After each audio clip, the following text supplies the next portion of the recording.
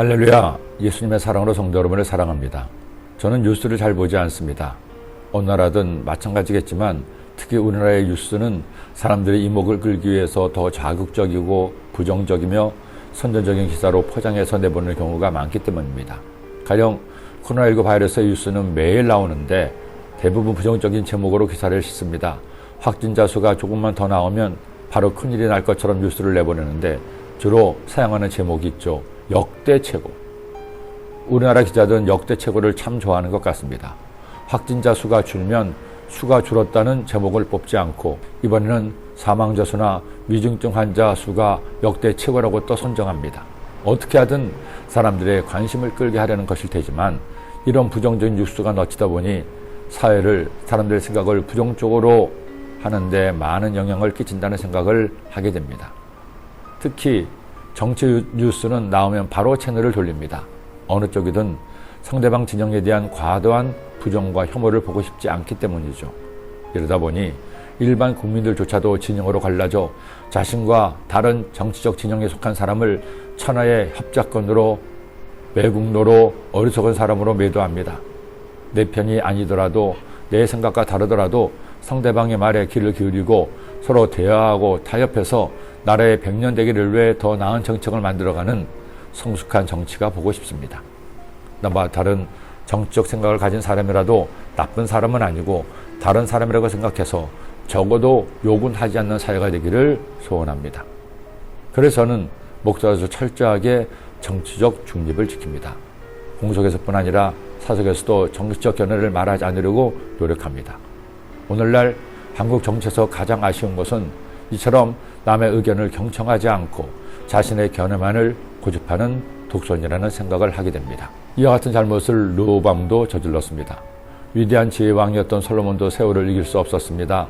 그도 아버지의 뒤를 따라 세상을 떠났고 뒤를 이어 아들 르호보암이 왕이 되었습니다. 그런데 대관식을 위해 세겜으로 간 르호보암에게 여로보암과 이스라엘의 대표들이 찾아왔습니다. 그리고 한 가지 제안을 했죠. 솔로몬 왕 시대에 노역이 너무 많았으니 노역을 줄여달라는 것이었습니다. 사실 솔로몬은 뛰어난 왕이었지만 반면에 그가 많은 일을 하기까지 백성들은 고생이 많았습니다. 성전을 짓는데 7년, 궁궐을 짓는데 13년, 그 외에 각종 성과 건축물을 짓는데 엄청난 노동력이 필요했기 때문입니다. 그래서 이렇게 왕이 바뀌면 백성들의 신임을 얻기 위해서라도 어느 정도 한심을 사는 정책을 펼치는 것도 필요했습니다. 그런데 르호보암은 첫 단추를 잘못 끼웠습니다. 그들의 제안을 받고 솔로몬 왕을 보필하던 노신들에게 잠을 구하니 당연히 그들의 말을 들어주라고 조언을 했습니다. 그런데 이번에는 자신과 함께 성장한 젊은 신하들에게 물으니 감히 백성들이 왕을 우습게 여기는 자산이 더 독하게 나을 것을 조언했습니다. 르호보암은 그만 젊은 신하들의 말을 들은 겁니다. 왕이 포악한 말로 백성에게 대답할세 노인의 자문을 버리고 어린 사람들의 자문을 따라 그들에게 말하여 이르되 내 아버지는 너희의 멍에를 무겁게 하였으나 나는 너희의 멍에를 더욱 무겁게 할지라. 내 아버지는 채찍으로 너희를 징계하였으나 나는 전갈 채찍으로 너희를 징찰이라 하니라. 분난 이스라엘 10지파는 르호보암이 보낸 시내를 죽이고 여로보암을 왕으로 세웁니다. 이렇게 2대에 걸친 이스라엘 통일왕국 시대는 막을 내리게 됩니다. 온 이스라엘이 여로보암이 돌아왔다함을 듣고 사람을 원해 그를 공회에 청하여 온 이스라엘의 왕으로 삼았으니 유다 지파 외에는 다윗의 집을 따르는 자가 없느니라. 야훼 하나님께서 솔로몬에게 무엇을 원하시냐고 물으셨을 때 솔로몬이 지혜를 구해서 하나님을 기쁘시겠죠. 그런데 솔로몬이 구한 지혜는 구체적으로 이것입니다. 누가 주의 이 많은 백성을 재판할 수 있사오리이까 듣는 마음을 종에게 주사 주의 백성을 재판하여 선악을 분별하게 하옵소서. 솔로몬이 구한 지혜는 듣는 마음이었습니다.